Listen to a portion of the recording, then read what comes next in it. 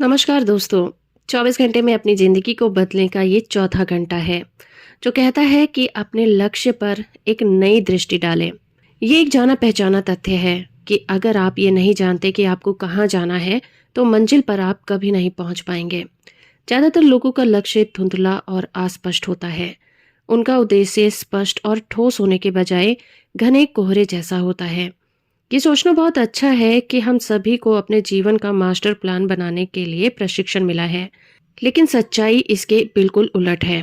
हमारे education system की एक बहुत बड़ी कमी ये है कि 18 साल तक स्कूल कॉलेज में पढ़ने के बाद अपना एम निर्धारित करने के बारे में हमें 1 घंटे का एजुकेशन भी नहीं मिलता।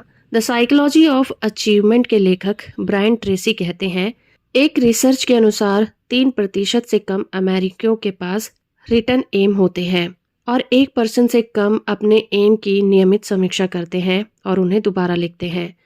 आपकी कंडीशन कैसी है? इस सवाल पर आपका रिएक्शन क्या होगा? आज से 10 साल बाद के लिए आपकी क्या योजनाएं हैं? ऑटोमोबाइल, सेल्फ स्टार्टर और कई औद्योगिक कंपनियों के आविष्कारक चार्ल्स एफ कैटरिंग आगे की तरफ देखने का महत्व जानते थे। उन्होंने कहा था, मेरी दिलचस्पी भविष्य में है क्योंकि मैं अपनी बाकी की जिंदगी वहीं बिताऊंगा। लक्ष्य का निर्धारण सिर्फ बिजनेसमैन या सफल लोगों का ही अधिकार क्षेत्र नहीं है। इसकी प्रतिभा हम सभी के पास है और इसे हर इंसान सीख सकता है। ज्यादातर लोग अपनी संभावनाओं में जीते हैं क्योंकि वे अपने भविष्य की मानसिक कल्पना करने से कतराते रहते हैं।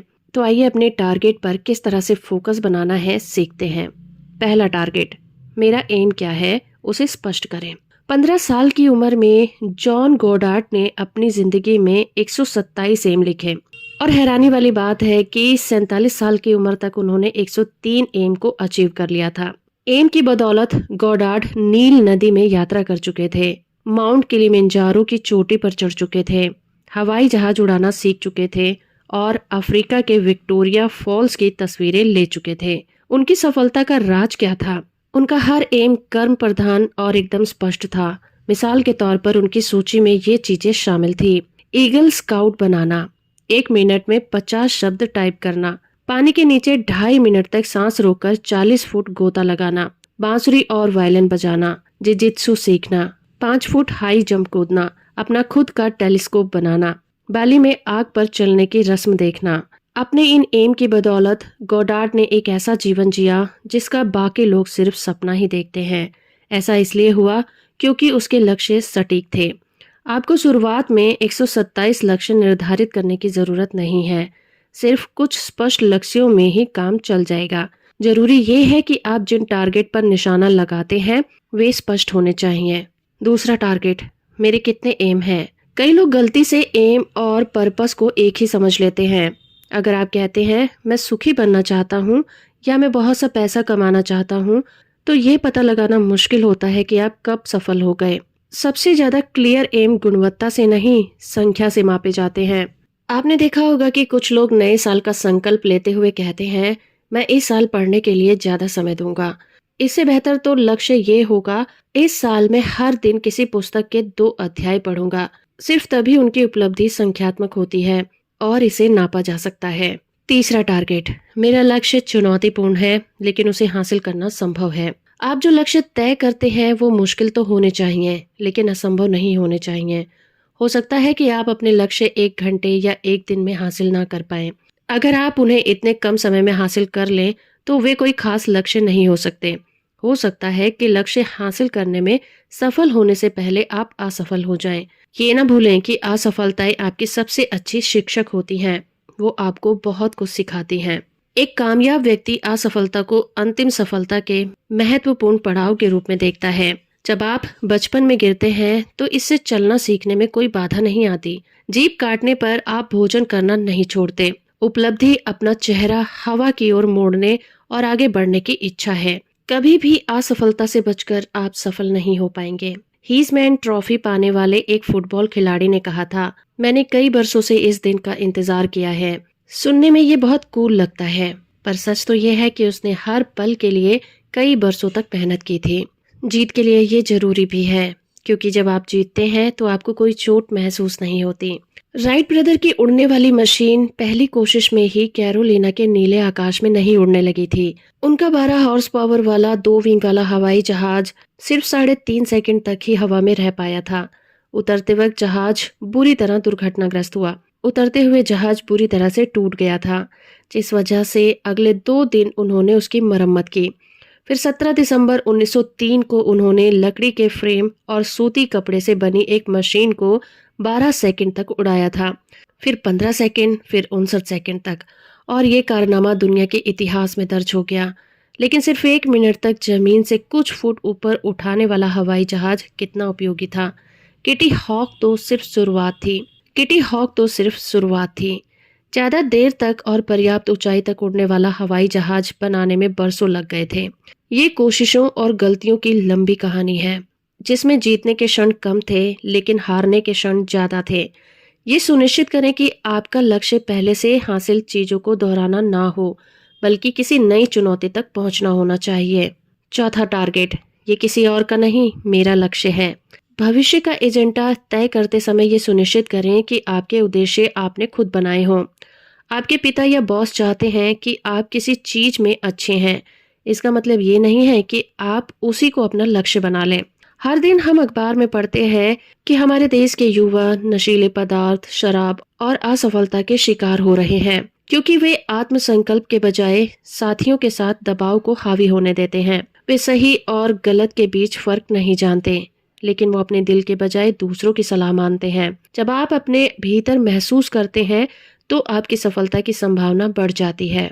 परिस्थितियों पर आधारित लक्ष्य तय करना भी बहुत खतरनाक होता है। अपना एम बनाते समय थोड़ा रचनात्मक चिंतन करना चाहिए, ताकि आप अपनी संभावनाओं की सीमा रेखा बड़ा कर सकें। जिस पल आप किसी नई कंडीशन में अपनी कल्पना करते हैं, आपके कामों में एक गहरा कायाकल्प नजर आने लगता है। जब आप हर दिन कुछ बेहतर करते हैं तो आप सफल बन जाते हैं। पांचवा टारगेट, मेरे सभी लक्ष्य एक दूसरे को शक्ति देते हैं। सिर्फ एक ही लक्ष्य का होना बड़ा मुश्किल और खतरनाक कंडीशन होती है। संतुलित जीवन के लिए हर क्षेत्र में कामयाबी का ब्लूप्रिंट होना चाहिए। व्यक्तिगत, पारिवारिक, आर्थिक, एजुकेशनल और हेल्थ वाइज।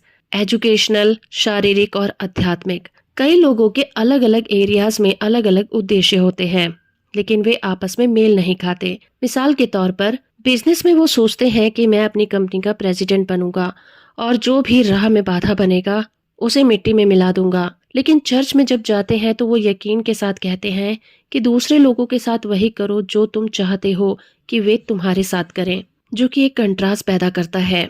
तो अगर आप जीवन के हर एरिया में सफल होना चाहते हैं तो ये सुनिश्चित करें कि आपके सभी लक्ष्य एक ही दिशा में होने चाहिए। छठा टारगेट, मेरे लक्ष्य में इसे हासिल करने की योजना शामिल है। बिना किसी नक्शे के मंजिल का कोई अर्थ नहीं है। नक्शा ही आपको सर्वश्रेष्ठ राह दिखाता है। बिना नक्शे के मंजिल का कोई अर्थ नहीं है। नक्शा ही आपको मंजिल तक पहुंचाता है और उसका रास्ता दिखाता है। जब आप रास्ते पर चल पड़ते हैं तो कुछ भी हो सकता है। अचानक रास्ता रुक सकता है या साइन बोर्ड सामने आ सकता है।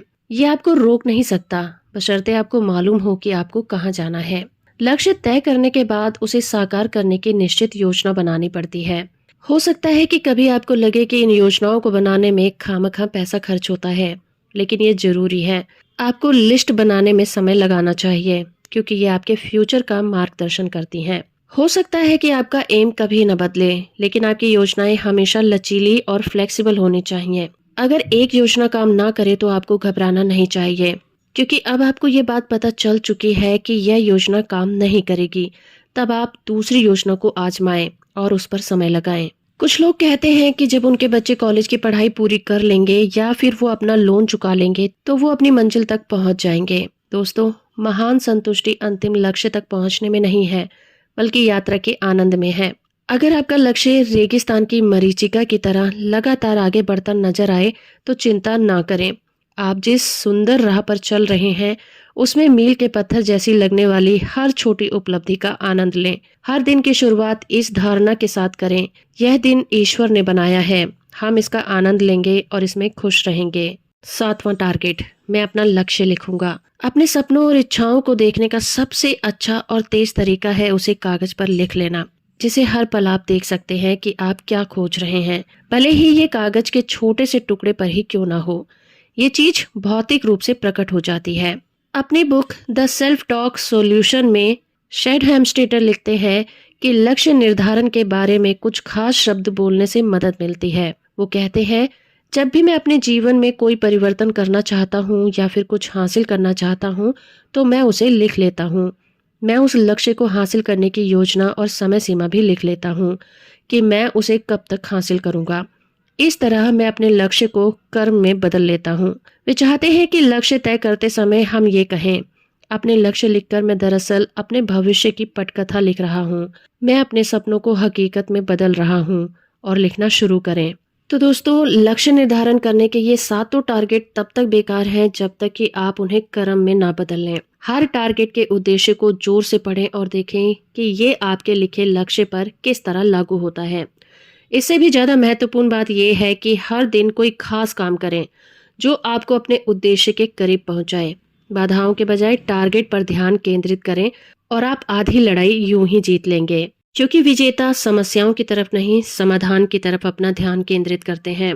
आज के 24 घंटों में आपके पास 86,400 सेकंड हैं। आप उनका कैसा इस्तेमाल करेंगे?